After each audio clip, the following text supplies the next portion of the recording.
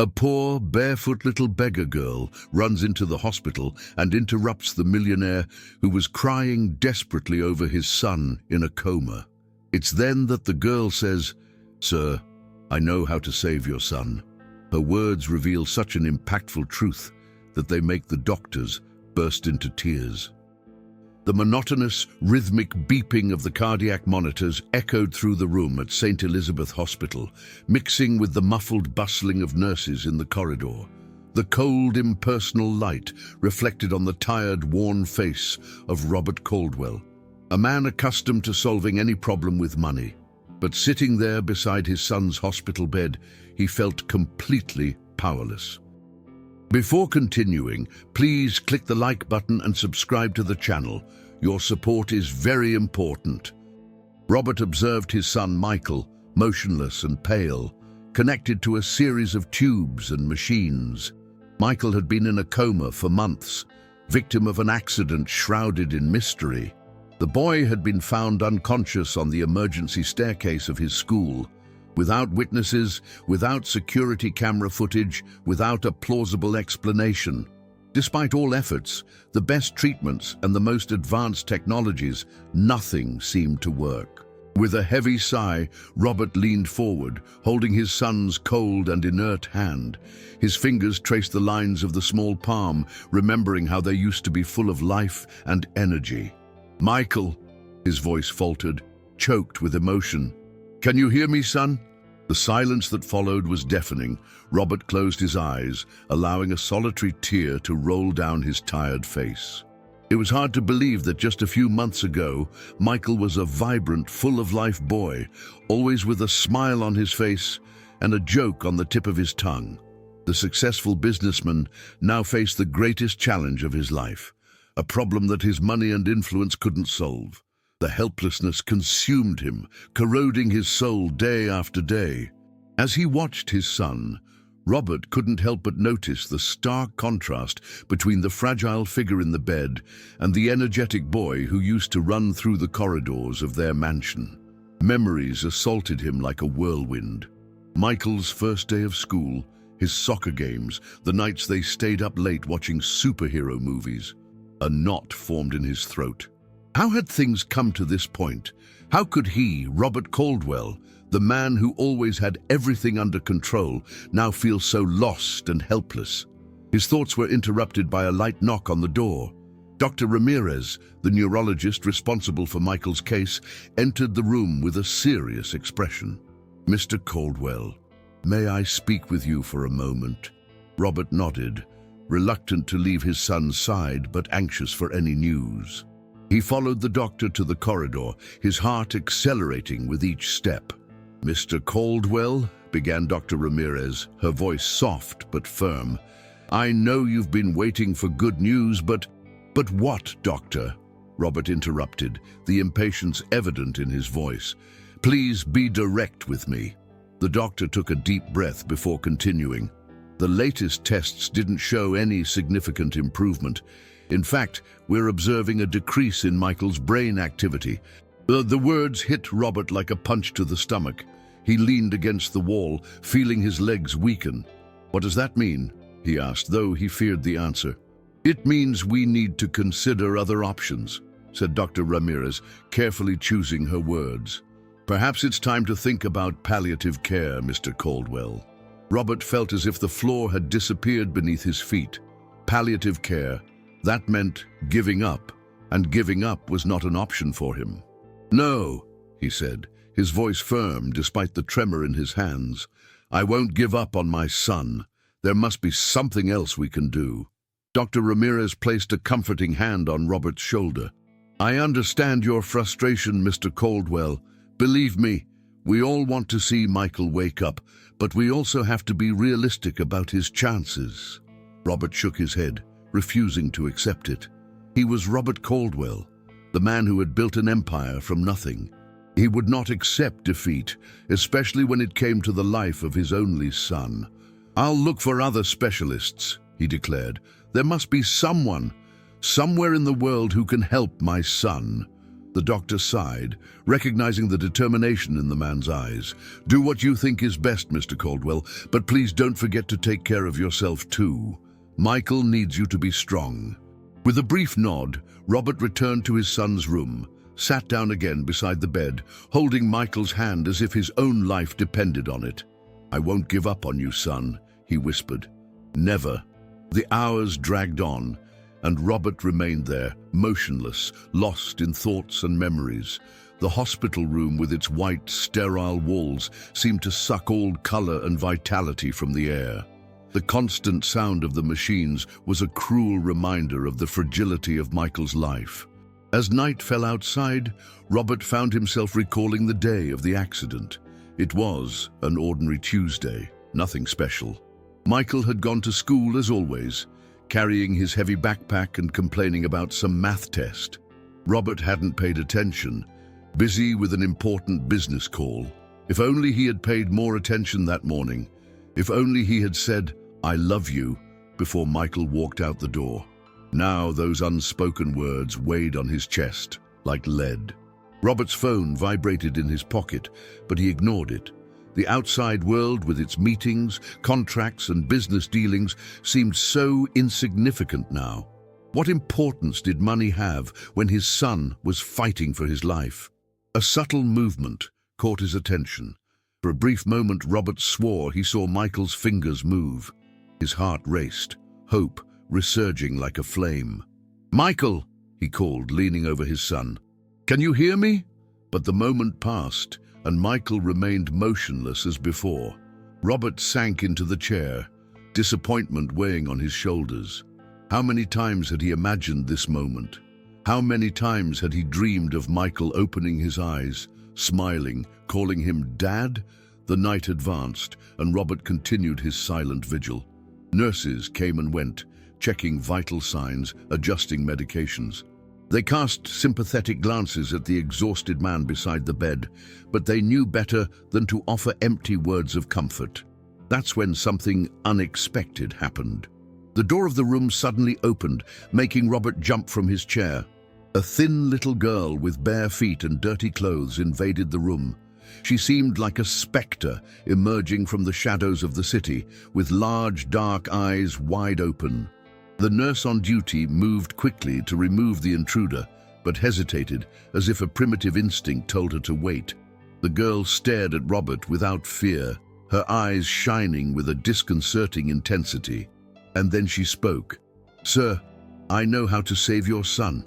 Robert was paralyzed, unable to process what was happening. Who was this child?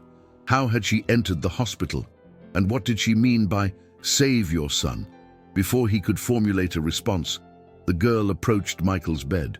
Her bare feet made a soft sound against the cold floor of the hospital. She extended a small, dirty hand toward the sleeping boy's face. "Wait!"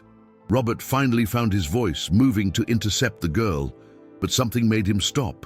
The girl began to whisper something in Michael's ear, words so low that Robert couldn't distinguish them. Then she closed her eyes and began to pray, her voice gaining strength and conviction with each word. "Lord God Almighty, I ask you to heal this boy, that your light may dispel the darkness that surrounds him, that your strength may lift him from this deep sleep. In Jesus' name, I claim a miracle." The girl's prayer was so powerful, so full of faith, that Robert felt a shiver run down his spine. He noticed that even the nurses who had entered the room, attracted by the commotion, seemed moved. And then the impossible happened. The cardiac monitors began to blink frantically. Michael's heart accelerated, his fingers closed slightly around the mysterious girl's hand. A solitary tear slid down the motionless face of the boy. Robert could barely believe what he was seeing. The nurses looked at each other in amazement, while the doctors who had been called in haste paled at the inexplicable. With trembling hands, Robert held the girl by the shoulders, his voice broken with emotion. What did you do?" The girl lowered her face, her voice almost a whisper. "I just had faith he would wake up, sir." Before Robert could say anything more, the girl raised her eyes to meet his. There was a mixture of hope and despair in her gaze. "Help me save my brother," she pleaded. "I know you have a good heart. His situation is even worse than Michael's, and he's in great danger." Robert was stunned, unable to process everything that was happening. Who was this girl? How did she know about Michael? And what danger threatened her brother? But before he could ask any questions, the door opened again. This time, it was a security guard from the hospital, out of breath and with a severe expression on his face. "Mr. Caldwell, this little girl invaded the hospital. She's been running from us for days, trying to enter the rooms. We'll remove her immediately."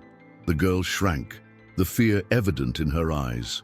Robert, still dazed by the recent events, felt a sudden wave of protection toward the child. "Wait," he said, raising a hand to detain the security guard. She can stay for now." The security guard hesitated, clearly confused, but nodded reluctantly and left the room.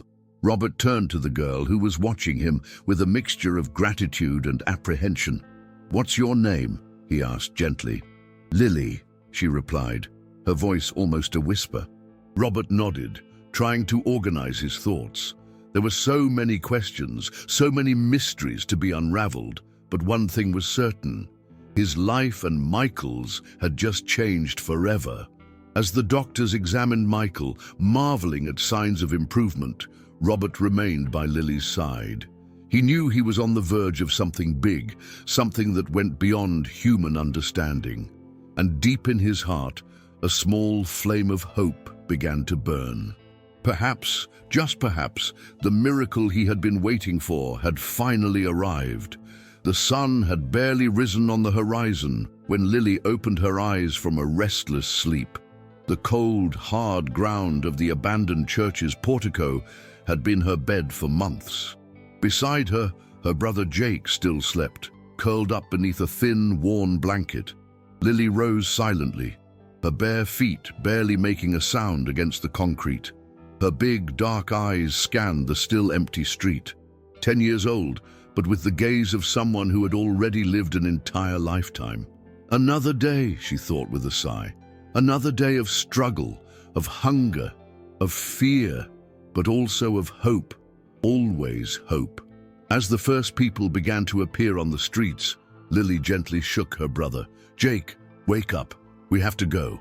Jake, 2 years younger than his sister, grumbled softly before opening his eyes. His thin, pale face contrasted with the determined glow in his gaze.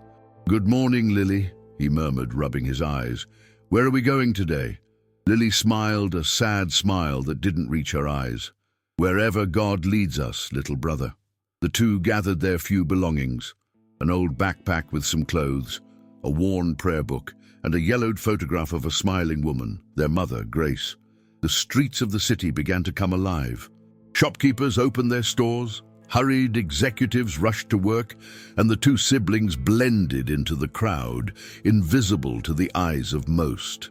Lily held Jake's hand firmly as they walked, her eyes always alert, looking for dangers, for opportunities, for anything that might help them survive another day. "Lily, I'm hungry," Jake murmured after a few hours. Lily felt her heart tighten. She too was famished, but tried not to show it. "I know, Jake. Let's try to get something to eat, okay?" They approached a bakery, the aroma of fresh bread making their stomachs growl. Lily took a deep breath, gathering courage, and entered the establishment. "Excuse me, Mom," she said timidly to the woman behind the counter. "Would you happen to have any old bread that you could give us?" The woman looked at the two with a mixture of pity and suspicion. "I'm sorry, children. We don't have anything to give away." Lily nodded, thanking her anyway, and left the bakery empty-handed. Jake looked at her with eyes full of disappointment but said nothing. It was then that Lily saw a man dropping some coins as he paid for a newspaper. Without thinking twice, she ran, picking up the coins before anyone else noticed. "Thank you, sir," she shouted to the confused man before pulling Jake away from there. With the coins, they managed to buy a bread roll and shared it between them. It wasn't much, but to them it was a feast. As they ate, sitting on a park bench, Lily observed the people around them. Happy families, couples in love, children playing. A life that seemed so distant from the reality they lived. "Jake," she said softly, "do you remember Mom?" Jake furrowed his brow thoughtfully. "A little. I remember her smell and her smile." Lily nodded, her eyes filling with tears that she refused to shed. "She always said that faith moves mountains, remember?" Jake agreed, a small smile appearing on his lips. "And that God never abandons us." Lily hugged her brother, feeling the weight of responsibility on her young shoulders. Since their mother died 4 years ago, she had become Jake's protector. It was a role she took on with seriousness and love, even when it seemed impossible. As the day progressed, the siblings wandered through the city. Lily asked for alms when necessary, always with politeness and a shy smile. Jake, though younger, did his best to help, collecting cans and cardboard to sell. But there was something else occupying Lily's thoughts, something she couldn't share even with Jake. Every night, when her brother slept, Lily would sneak to St. Elizabeth Hospital. There, she would watch through the window, a boy in a coma, Michael, the son of millionaire Robert Caldwell. Lily couldn't explain why she felt so connected to Michael. Perhaps it was because he seemed as vulnerable as she and Jake, or maybe it was something more, something she couldn't fully understand.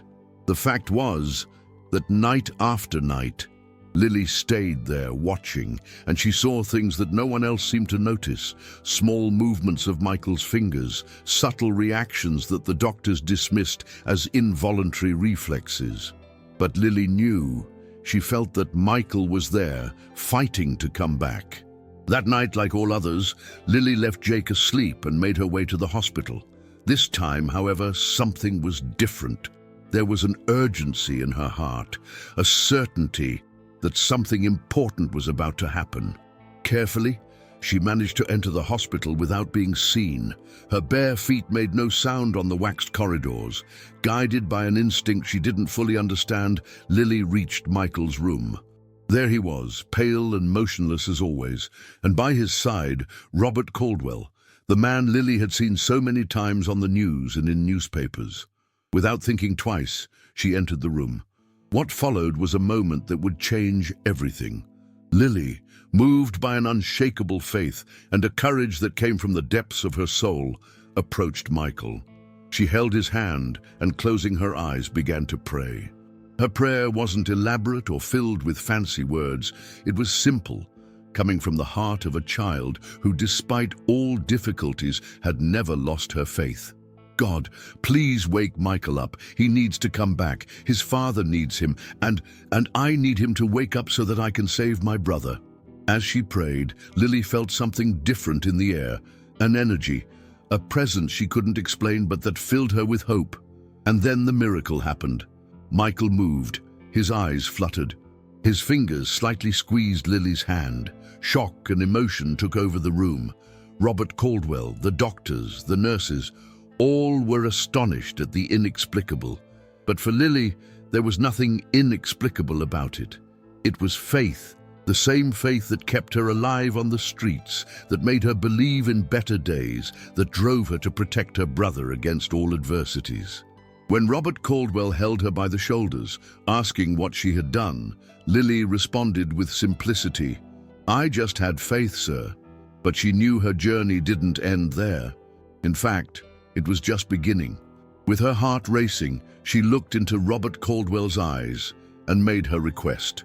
"Help me save my brother. I know you have a good heart. His situation is even worse than Michael's, and he's in great danger." In that moment, Lily felt the weight of all her responsibilities, of all her fears and hopes. She was just a 10-year-old girl, but she carried the world on her small shoulders. Robert Caldwell, still dazed by the recent events, looked at Lily with a mixture of confusion and wonder. "Your brother, what danger, Lily?" Lily hesitated.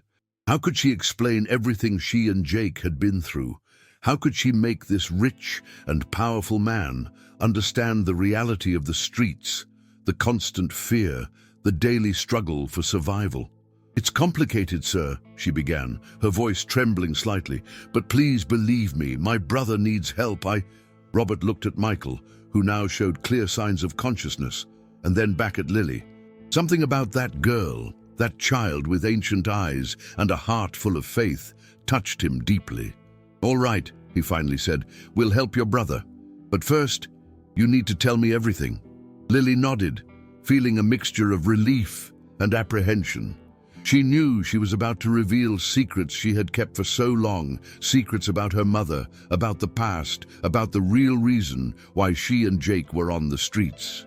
But she also knew this was the moment she had waited for and prayed for, the moment to change not only her life and Jake's, but perhaps the lives of many other people. With a deep sigh, Lily began her story. A story of loss, of struggle, but also of unshakable hope and unbreakable faith. And as she spoke, she felt that finally someone was really listening. Robert Caldwell sat in his luxurious office, his hands trembling slightly as he held an untouched cup of coffee. His tired, reddened eyes fixed on an open folder on the desk. The contents of that folder had turned his world upside down in the last 24 hours. Lily and Jake, two names that until yesterday meant nothing to him, but now weighed on his conscience like a ton of bricks. With a heavy sigh, Robert leaned back in his leather chair, mentally reviewing the information he had discovered. The story Lily had told at the hospital was just the tip of the iceberg. After ensuring that Michael was stable and receiving the best care, Robert decided to investigate the mysterious girl's past. What he discovered took his breath away.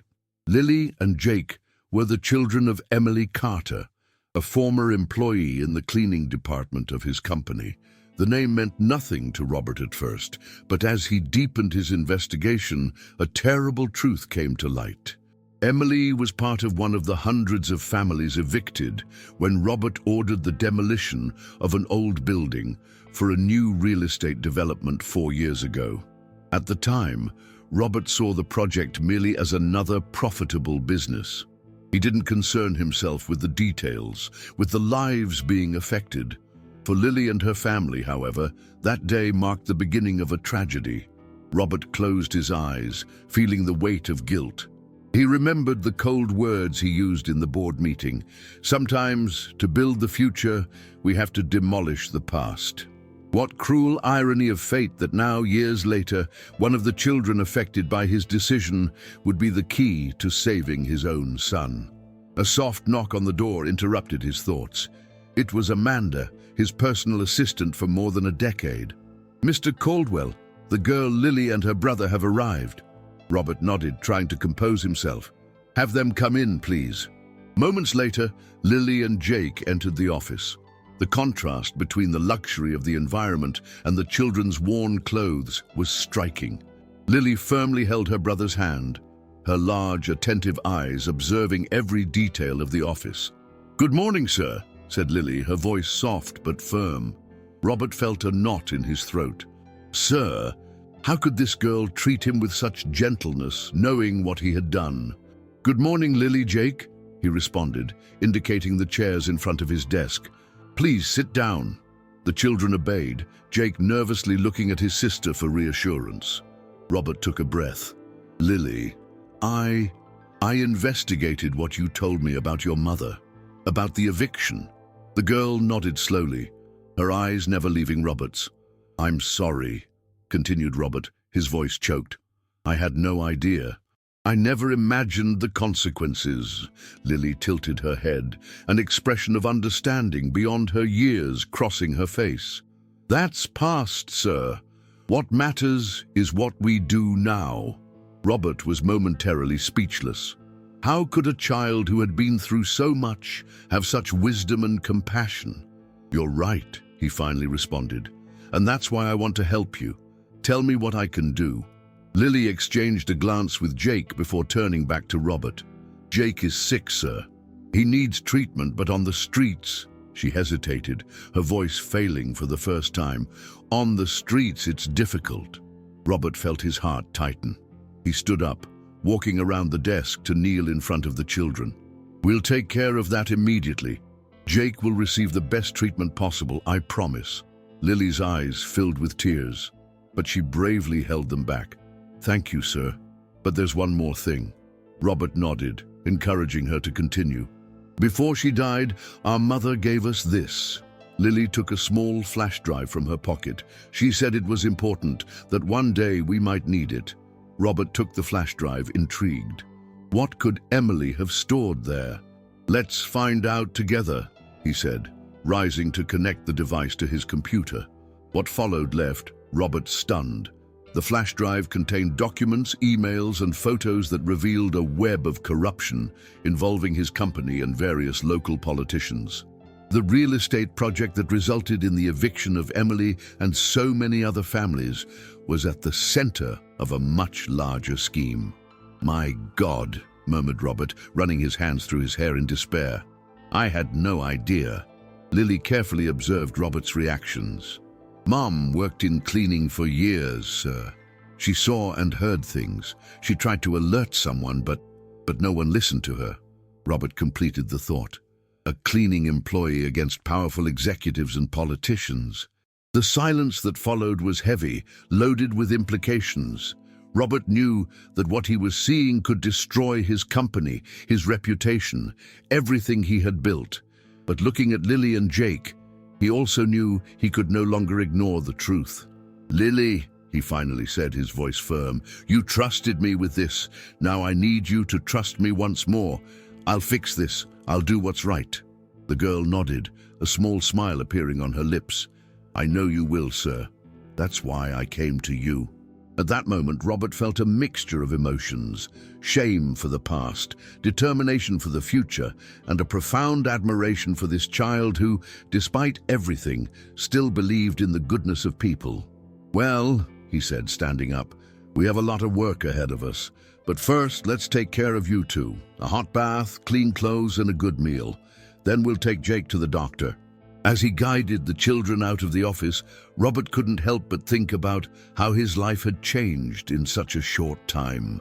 From a businessman focused only on profits and growth, he now found himself confronted with the real consequences of his actions.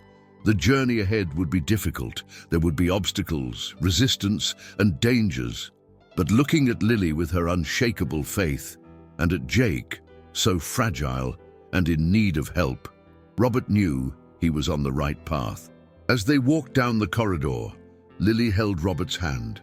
Sir, she said softly, thank you for listening to us. Robert felt tears forming in his eyes. No, Lily, thank you for teaching me how to listen. As they moved away, Robert couldn't help but think of Michael. His son was waking up, coming back to him, and now, thanks to Lily and Jake, he too was waking up to a new reality. A reality where success wasn't measured just by numbers on a spreadsheet, but by the positive impact we can have on the lives of others. The path ahead would be challenging, but for the first time in a long time, Robert felt he was doing the right thing. With Lily and Jake by his side, and the renewed love for his son Michael, he was ready to face whatever came. Because now he understood. Sometimes the greatest miracles come from the most unexpected places, and sometimes it's children who teach us the most important lessons in life. Victor Caldwell observed the city through the panoramic window of his office on the top floor of the Caldwell Enterprises building. His cold, calculating eyes reflected the lights of the metropolis that stretched below. A glass of whiskey rested in his hand, the amber liquid swirling gently as he moved it distractedly. For years, Victor had lived in the shadow of his older brother Robert. While Robert was the public face of the company, the visionary celebrated by the media, Victor operated behind the scenes, weaving a complex web of connections and obscure businesses that kept the company on top. But now, everything was at risk of crumbling. The phone on his desk rang, interrupting his thoughts. Victor answered without saying a word. Mr. Caldwell? The voice on the other end was low and nervous. We have a problem. The boy, he's awake. Victor felt his blood freeze in his veins. Michael, Robert's son, was awake. The boy he had pushed down the stairs months ago in the hope of silencing him forever. How is this possible? Victor hissed, his voice barely containing his rage and fear. We don't know for sure, sir. It seems there was some kind of miracle, a street girl. Victor didn't wait for the informant to finish. He hung up the phone forcefully, almost breaking the device. His heart was racing, his mind running with the implications of what he had just heard. Michael was alive and awake, which meant the boy could talk, could reveal what he had discovered about the company's illegal operations, about Victor's involvement in corruption and money laundering schemes. Worse still, he could reveal that it was Victor who pushed him. The executive walked to a safe hidden behind a painting on the wall, entered the combination with trembling fingers, and removed a thick folder. Inside, documents detailed years of illicit transactions, names of bought politicians, fraudulent contracts. It was the evidence of everything Michael had accidentally discovered months ago when the curious boy decided to play in his father's office during a weekend. Victor remembered that day with painful clarity, the panic he felt upon seeing Michael. Leafing through the documents, the impulsive decision to push him, the dull sound of the boy's body hitting the steps of the emergency staircase. He had planned everything to look like an accident. But now, a movement in the window's reflection made him turn abruptly. For a moment, Victor swore he saw a shadow move in the corner of the office, but he was alone. The stress was beginning to affect him. Taking a deep breath, he tried to calm himself. He needed to think, needed a plan. His cell phone vibrated, a text message from Robert. "Need to talk to you urgently. Come to the hospital." Victor felt a drop of sweat trickle down his forehead. Robert wanted to see him at the hospital where Michael was. Had the boy already spoken? Did Robert already know everything? No, impossible. If Robert knew, he wouldn't be asking to talk. He would be calling the police. Victor put the documents back in the safe, carefully locking it. He adjusted his tie, checked his appearance in the mirror. He needed to appear composed, controlled, the concerned brother, happy about the miraculous recovery of his nephew.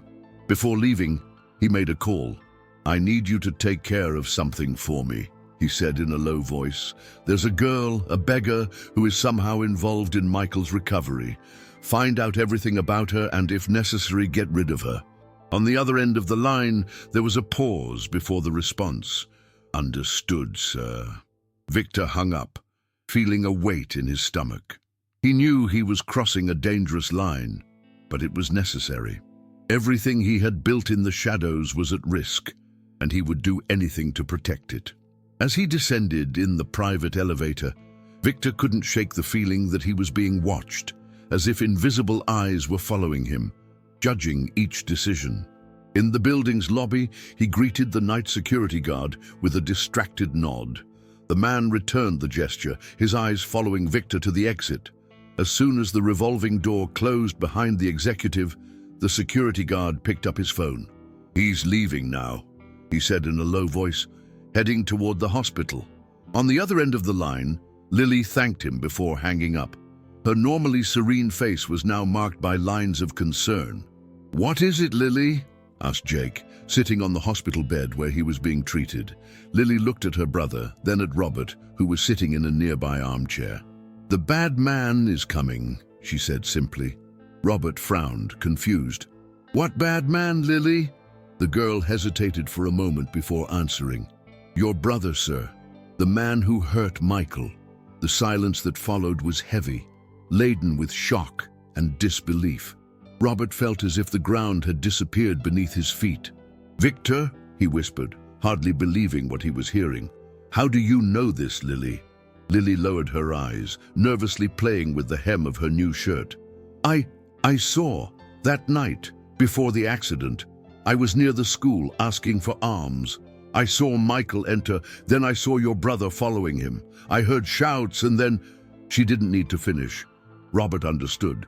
The horror of what Lily was saying hit him like a punch to the stomach. His own brother, the man he trusted to help him run the company, Michael's uncle. "My God," Robert murmured, running his hands over his face. "Why? Why would he do this?" Lily looked at Robert with her wise, sad eyes. "Sometimes, sir, people do bad things out of fear. Fear of losing what they have, fear of being discovered." Robert nodded slowly, the pieces of the puzzle fitting together in his mind. The irregularities he had been noticing in the company, the strange contracts, Victor's secret meetings. Michael must have discovered something big enough to make Victor act so desperately. "What do we do now?" asked Jake, his voice small and frightened. Robert stood up, a new determination in his eyes. "Now we protect you and Michael and uncover the truth, no matter how painful it may be."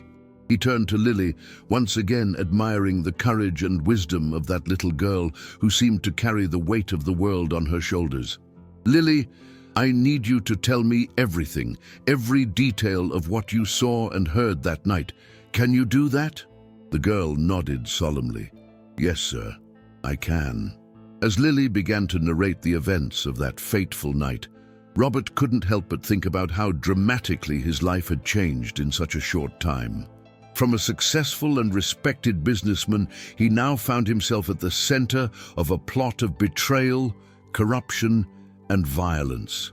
But looking at Lily, at Jake, and thinking of Michael, who was finally waking up, Robert knew he couldn't back down. He would face whatever came, no matter the cost, because now he understood that some things were more important than money or power. Some things were worth any sacrifice. Truth, justice, and love for those who depended on him. Outside, night was falling over the city, and somewhere in that darkness, Victor Caldwell was approaching, bringing with him a storm that threatened to destroy everything in its path. But inside that hospital room, a light of hope was shining, a light fed by the courage of a street girl, by the innocence of a sick boy, and by the renewed determination of a man who was finally finding his true purpose. The battle ahead would be difficult, but they were ready. Together, they would face whatever came, because sometimes the strongest families are not those united by blood, but by love and truth. The hospital corridor was silent, except for the soft beeping of monitors and the occasional whisper of nurses. Robert Caldwell paced back and forth, his face a mask of worry and determination. He glanced at his watch for the 10th time in the last 5 minutes. Victor would be arriving any moment. Inside the room, Lily held Michael's hand. The boy was still weak but conscious. Jake slept in a nearby armchair, exhausted after a series of exams. "Uncle Robert," Lily called softly when she saw him stop at the door. "Is it time?" Robert nodded, swallowing hard. "Yes, dear. Remember what we agreed." The girl nodded affirmatively, her large, serious eyes. "Stay quiet and observe. And if something goes wrong, I press the emergency button and take the children to a safe place."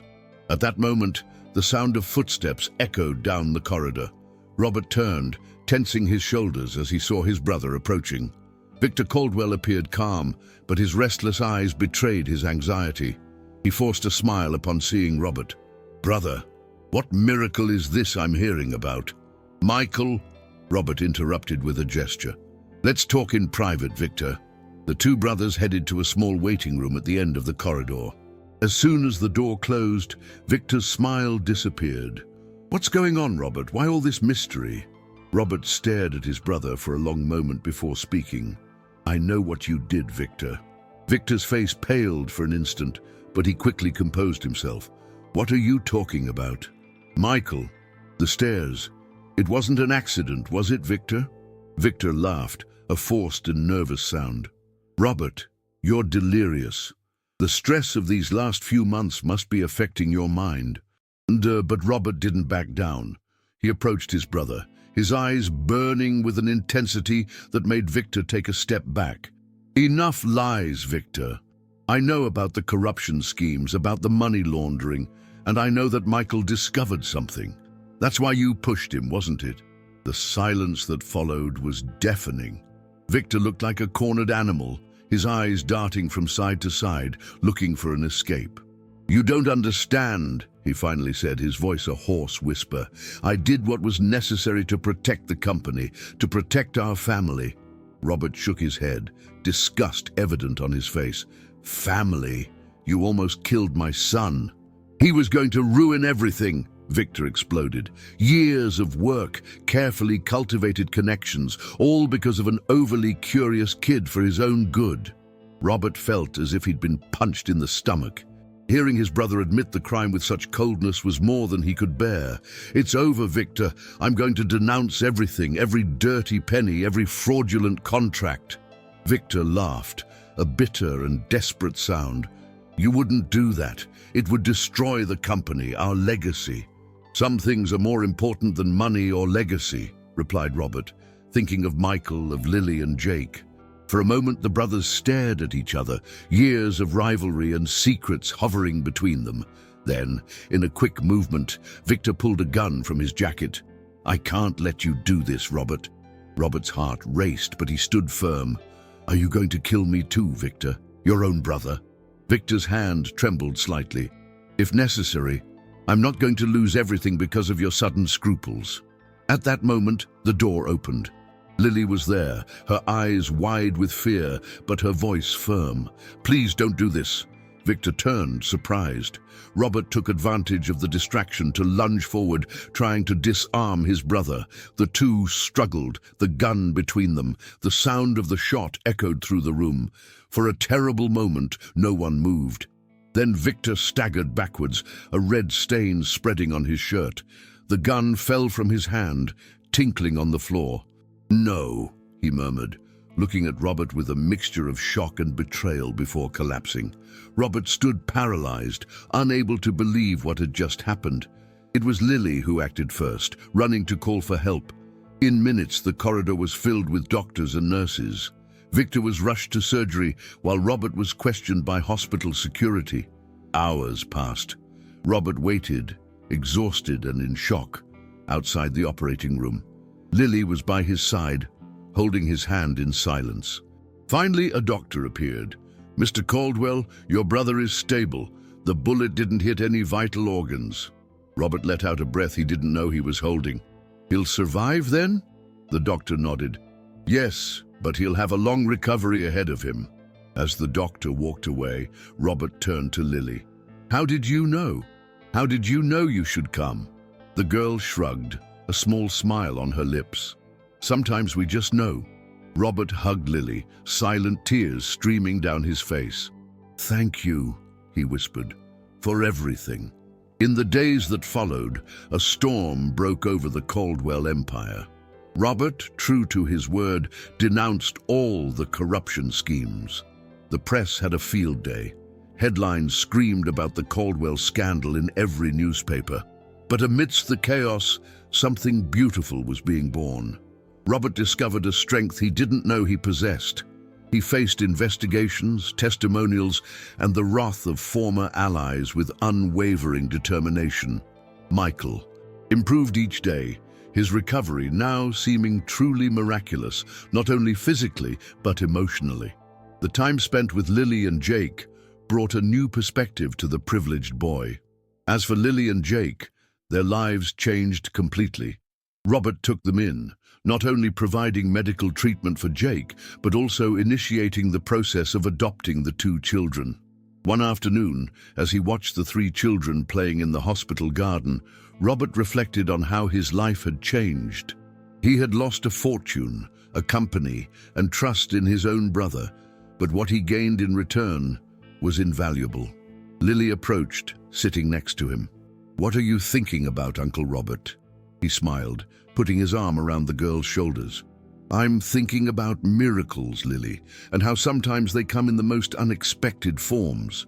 The girl nodded, her wisdom beyond her years shining in her eyes. "Faith moves mountains," she said simply. Robert laughed softly. "Yes, it does. And sometimes it also builds families." As the sun set on the horizon, Robert knew the path ahead would still be difficult. There would be more challenges, more obstacles to overcome. But looking at Lily, at Michael and Jake, he knew he would face everything with a renewed heart and a newly discovered faith. Because now he understood that true miracles weren't in profits or power, but in small moments of love, courage, and redemption. And thanks to a little street girl with a heart bigger than the world, he had a second chance to make a difference, a chance to be not just a successful man, but a good man, a man worthy of the love and trust of these children whom fate had placed in his path. And that, Robert thought as he hugged Lily tighter, was worth more than all the gold in the world. Autumn painted the trees gold and red as Robert Caldwell walked through the park, Lily on one side and Jake on the other. Michael, now almost completely recovered, ran ahead chasing fallen leaves carried by the wind. 3 months had passed since the confrontation at the hospital. 3 months of profound changes, constant challenges, and surprisingly, moments of unexpected joy. "Uncle Robert," called Lily, her voice always soft but carrying a maturity beyond her years. "What's going to happen to the company now?" Robert sighed, a tired smile on his lips. "Well, little one, we're going through a major restructuring. Many people lost their jobs, unfortunately, but we're working to make everything transparent and ethical." Jake, who was still recovering from his condition but already showing clear signs of improvement, asked, "And Uncle Victor?" A heavy silence fell over the group. Michael, sensing the change in atmosphere, returned to them. "Your Uncle Victor," Robert began, carefully choosing his words, "is facing the consequences of his actions. He's cooperating with the authorities in exchange for a reduced sentence." Lily squeezed Robert's hand. "Have you forgiven him, Uncle?" The question caught Robert by surprise. He stopped walking, looking at the 3 children who were now part of his life in ways he could never have imagined. "Forgiveness is complicated, dear Lily. I'm trying, but it takes time." Michael, who had remained quiet until then, spoke up. "Dad, I think I want to visit Uncle Victor." Robert looked at his son, a mixture of pride and concern in his eyes. "Are you sure, son, after everything that happened?" Michael nodded determinedly. "Yes, I think I need to do this to move forward." Robert hugged his son, feeling a wave of emotion envelop him. "You're stronger and wiser than I ever was at your age, Michael." As they resumed their walk, Robert couldn't help but reflect on how his life had changed. Caldwell Enterprises, once a corporate giant feared and respected, now struggled to stay on its feet. Many employees had been dismissed, contracts were cancelled, and public trust was at an all-time low. But amidst the chaos, Robert discovered an inner strength he didn't know he possessed. He faced investigations, testimonials, and the wrath of former allies with unwavering determination. And by his side, always present, was Lily, with her unshakable faith and wisdom beyond her years. "Uncle Robert," Lily called, interrupting his thoughts. "Look over there." She pointed to a group of people gathered near a gazebo in the park. There were banners and posters, and the people seemed to be organizing some kind of community event. Curious, they approached. A middle-aged woman with a warm smile came to greet them. "Hello, would you like to participate? We're organizing a campaign to help homeless families in the neighborhood." Robert felt a tightness in his chest. Homeless families, like Lily and Jake, were not too long ago, like so many others who had been affected by his company's actions before. Before Robert could respond, Lily stepped forward. "We'd love to help. What can we do?"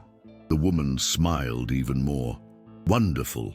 We're assembling hygiene kits and collecting clothes and blankets. Any help is welcome." Robert watched in amazement as Lily and Jake immediately volunteered to help organize the donations. Michael, inspired by his new siblings, joined them. While the children worked, Robert chatted with some of the organizers. He heard stories of families struggling to survive, of children without access to adequate education, of dreams interrupted by poverty. An idea began to form in his mind. That night, after the children went to bed, Robert stayed up late making calls and researching. The next morning, he gathered Lily, Jake, and Michael in the living room. "Children, I have something important to discuss with you," he began, his tone serious, but his eyes shining with enthusiasm. "I've been thinking about how we can really make a difference, how we can fix some of the mistakes of the past." Lily tilted her head, curious. "What do you have in mind, Uncle Robert?" Robert smiled. "I want to create a foundation, a non-profit organization dedicated to helping families in vulnerable situations, especially children." Lily's eyes widened. Like we were? Robert nodded, emotion evident on his face. Exactly. I want to use the resources that are still left, the contacts, the knowledge, everything to really make a difference. And I want you to be part of this. Michael jumped with excitement. That's amazing, Dad. We could help organize fundraising events at school. Jake, normally quieter, also seemed animated. We could give tutoring to children who are behind in school because of problems at home. Robert felt his heart fill with pride and love for these extraordinary children. Those are great ideas. And Lily, what do you think? The girl was silent for a moment, her eyes distant, as if seeing something the others couldn't see. I think, she began slowly, that this is exactly what we should do. It's a chance to transform pain into hope, Uncle Robert. Lily's words struck Robert deeply. He knelt down, coming to eye level with the children. You three have taught me so much in the last few months about courage, about forgiveness, about what really matters in life. This foundation will be our way to pass these lessons forward. In the months that followed, the New Tomorrow Foundation took shape. Robert used his business skills no longer to accumulate wealth, but to create opportunities for those most in need. Lily, with her natural empathy and wisdom beyond her years, became the heart of the foundation. She had a special talent for connecting with other street children, offering not just material help, but also hope. Jake, as his health improved, discovered a passion for teaching. He began giving tutoring to children who, like him, had lost years of schooling due to difficult circumstances. Michael, in turn, used his experience of nearly losing everything to inspire other privileged young people to get involved in volunteer work. He organized fundraising campaigns at his school and motivated his colleagues to look beyond their bubbles of comfort. One day, while supervising the distribution of food in an underprivileged community, Robert received an unexpected call. It was Victor, calling from prison. Robert! His brother's voice sounded tired, but there was something else there. Remorse, perhaps. I heard about the foundation. What you're doing, it's incredible. Robert felt a knot in his throat. Thank you, Victor. That means a lot. There was a pause on the other end of the line. I'm sorry, Robert, for everything. I know words aren't enough, but I know. Robert interrupted gently. I know, brother. When he hung up the phone, Robert found Lily watching him. Was that Uncle Victor? She asked. Robert nodded. How did you know? Lily smiled that wise smile that always seemed to know more than it should. Sometimes, when we're doing the right thing, the universe conspires to show us we're on the right path. Robert laughed softly, hugging the girl. You know, Lily, sometimes I wonder who's the adult here. As the sun set over the city, Robert looked around. He saw Michael helping an elderly lady with her groceries, Jake explaining math to a group of children, and Lily radiating love and compassion to everyone around her. And in that moment, Robert knew all the riches he had ever possessed, all the power and prestige, didn't compare to what he had now. He had found his true purpose. He had found a family, and with this family by his side, he was ready to face any challenge the future might bring. Because now he understood the true meaning of success. It wasn't about how much you had, but about how much you could give. It wasn't about being powerful, but about empowering others. It was about love, about faith, about second chances. And thanks to a little street girl with a heart bigger than the world, Robert Caldwell was finally living the life he was always meant to live. Winter came to the city, bringing with it a biting cold and a thin layer of snow that covered the streets like a white blanket. In the living room of the Caldwells' new home, a fire crackled in the fireplace, casting dancing shadows on the walls. Robert watched from the window as Lily, Michael, and Jake played in the garden, making snowmen and throwing snowballs at each other. Their laughter echoed across the property, a sound that warmed Robert's heart more than any fireplace could. A year had passed since that fateful night at the hospital, a year of changes, challenges, and surprisingly, healing. The phone rang, interrupting his thoughts. It was Amanda, his assistant at the New Tomorrow Foundation. "Mr. Caldwell, we have a situation. Remember that old building downtown? The one that was demolished to make way for the Caldwell Towers development?" Robert felt a knot form in his stomach. That building, the place where it all began. "Yes, Amanda. What about it?" "Well, sir, it seems some families have returned to occupy the land. They're living in makeshift shacks. The city is threatening forced removal." Robert closed his eyes, feeling the weight of his past once again on his shoulders. "I understand. I'll take care of it personally. Thank you, Amanda." Hanging up the phone, Robert called the children inside. As they warmed up with hot chocolate, he explained the situation. "Uncle Robert," Lily said, her eyes shining with determination, "we have to help these families." Michael and Jake agreed vehemently. Robert smiled, feeling blessed to have these three compassionate souls in his life. "Yes, we'll help, but we need to be careful. The situation is complicated." The next day, Robert took the children to see the land. The contrast was shocking. On one side, the gleaming skyscrapers of the financial center. On the other, improvised shacks where entire families struggled to survive. As they walked among the shacks, Robert noticed the looks, some of anger, others of despair, and some of recognition. An elderly woman approached, her eyes fixed on Lily. "I know you," she said, her voice trembling. "You're Emma's daughter, aren't you?" Lily nodded, surprised. The woman turned to Robert, her eyes narrowing. "And you're the man who took this away from us, who destroyed our homes." Robert felt the weight of those words like a physical blow. But before he could respond, Lily stepped forward. "Yes, he is," she said, her voice firm. "But he's also the man who's here now to help." Lily's statement seemed to break the tension. Gradually, people began to approach, sharing their stories, their struggles, their fears. Robert listened to every word, every story breaking his heart. He saw faces that could have been Lily or Jake, children whose futures were being stolen by poverty and despair. That night, back at the house, Robert gathered the children. "What do you think we should do?" he asked, genuinely seeking their opinion. Michael was the first to speak. "We can build houses for them, Dad. Use the foundation's money." Jake, always practical, added, "And we need to ensure they have access to education and health care." Lily, who had remained silent until then, finally spoke. "Uncle Robert, remember when you asked me how I knew Michael would wake up?" She waited for Robert to nod before continuing.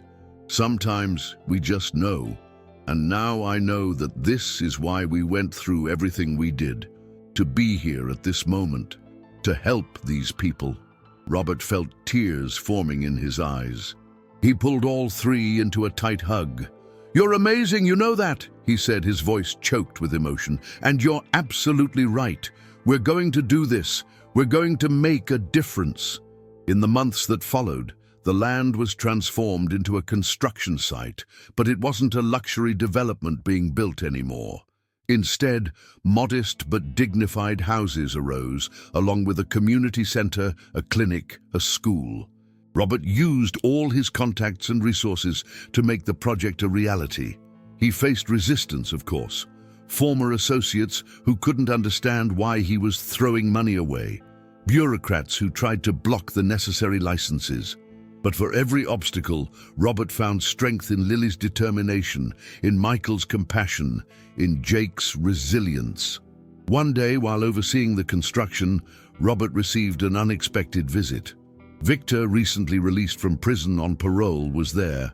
The EC brothers stared at each other in silence for a long moment. "This is impressive, Robert," Victor finally said, gesturing to the project around them. Robert nodded cautiously. "Thank you, but I'm not doing this alone." As if summoned, Lily, Michael, and Jake appeared, carrying water bottles for the workers. Victor observed the children with a mixture of emotions on his face. "They changed you," he commented. Robert smiled. "They saved me, Victor. They showed me what really matters." Victor lowered his eyes, the shame evident in his posture. I'd like to help if you'll let me." Robert felt Lily gently squeeze his hand. He looked at her, seeing in her eyes the same compassion and wisdom that had guided him this far. "All right," Robert said, extending his hand to his brother. "Everyone deserves a second chance." As the brothers reconciled, Lily observed the transformation around her, not just of the land, which was gradually becoming a place of hope, but of the people. She saw Robert, once obsessed with profits, now dedicated to making a difference. She saw Michael, who could have become bitter after his accident, embracing life with renewed enthusiasm. She saw Jake, once so fragile, now strong and determined to help others. And she saw herself, no longer the frightened girl from the streets, but someone who had found her purpose, her voice. That night, as the family gathered for dinner, Lily asked to say a prayer. "God," she began, her voice soft but firm, "thank you for showing us that sometimes we need to lose everything to find what really matters. Thank you for teaching us that true family isn't made just of blood, but of love and compassion. And thank you for giving us the chance to make a difference, to transform pain into hope." When she finished, there wasn't a dry eye at the table. Robert looked at the three children who had transformed his life, and then at his brother, who was slowly finding his way back. And he knew with a certainty that came from the depths of his soul that no matter what challenges the future brought, they would face them together, as a family, as a force for good, because sometimes the greatest miracles are born from the greatest adversities. And sometimes it takes a little girl with an enormous heart to remind us of the transformative power of love and faith. Spring arrived, bringing with it an explosion of colors and new life to the city. In the office of the New Tomorrow Foundation, Robert Caldwell reviewed the reports from the last quarter, a smile of satisfaction on his face. The housing project was progressing well, and the educational and health programs were making a real difference in people's lives. Lily entered the room, carrying a pile of drawings made by the children from the community center. "Uncle Robert, look what the children made!" she exclaimed, her eyes shining with excitement. Robert took the drawings, his heart filling with joy as he saw the colorful representations of houses, happy families, and a bright future. "This is wonderful, Lily. Let's put them on the reception wall for everyone to see." At that moment, the phone rang. It was Amanda, sounding concerned. "Mr. Caldwell, we have a problem. The city is threatening to cut funding for the housing project. They claim the city budget is tight and they need to prioritize other sectors." Robert felt his stomach sink. Without the city's support, the project would face serious difficulties. "I understand, Amanda. Schedule a meeting with the mayor as soon as possible." Hanging up the phone, Robert turned to Lily, who was watching him with concern. "What happened, Uncle Robert?" Robert explained the situation, trying to soften things so as not to worry the girl too much. But Lily, with her usual perspicacity, understood the seriousness of the problem. "We can't let this happen, Uncle Robert. All those families, they're counting on us." Robert nodded determinedly. "You're right, Lily. We're going to fight for them." In the days that followed, Robert worked tirelessly, preparing presentations, gathering data, and mobilizing supporters. Michael and Jake joined the effort, helping to organize a social media campaign to raise community awareness about the importance of the project. On the eve of the meeting with the mayor, the Caldwell family gathered in the living room for a final strategy session. "We have to show them that this project isn't just about building houses," said Michael, now 13 and showing surprising maturity. "It's about building futures." Jake, who had become an excellent researcher, added, "I compiled some data on how similar projects in other cities reduced crime rates and improved education and health indices." Robert listened proudly as the boys presented their ideas, but it was Lily who, as always, brought the missing perspective. "Uncle Robert," she said softly, "I think we need to take some of the families with us to the meeting. The mayor needs to see the faces of the people who will be affected by this decision." Robert pondered for a moment, then smiled. "Lily, you're brilliant. That's exactly what we'll do." The next morning, Robert, accompanied by Lily, Michael, Jake, and representatives from 5 families from the project, arrived at City Hall. The group was a diverse mix: a single mother with 2 young children, an elderly couple, a young college student who had grown up on the streets, and others. When they entered the meeting room, the mayor and his advisors seemed surprised by the size and composition of the group. "Mr. Caldwell," the mayor began, his voice tense, "we weren't expecting—" Robert gently interrupted him. "Mr. Mayor, these are the people who will be directly affected by the decision we make today. I thought it was important for you to meet them." In the 90 minutes that followed, Robert and his team presented data, projections, and personal testimonials. Michael and Jake spoke eloquently about the project's impact on the community. The families shared their stories, their struggles, and their hopes. But it was Lily who once again touched everyone's hearts in the room. "Mr. Mayor," she said, her voice clear and confident, "not long ago I was one of those children on the streets, without hope, without a future. But someone believed in me, gave me a chance. That's what this project does. It gives people a chance to dream again, to build a better future. It's not just about houses or money, it's about hope." The silence that followed was palpable.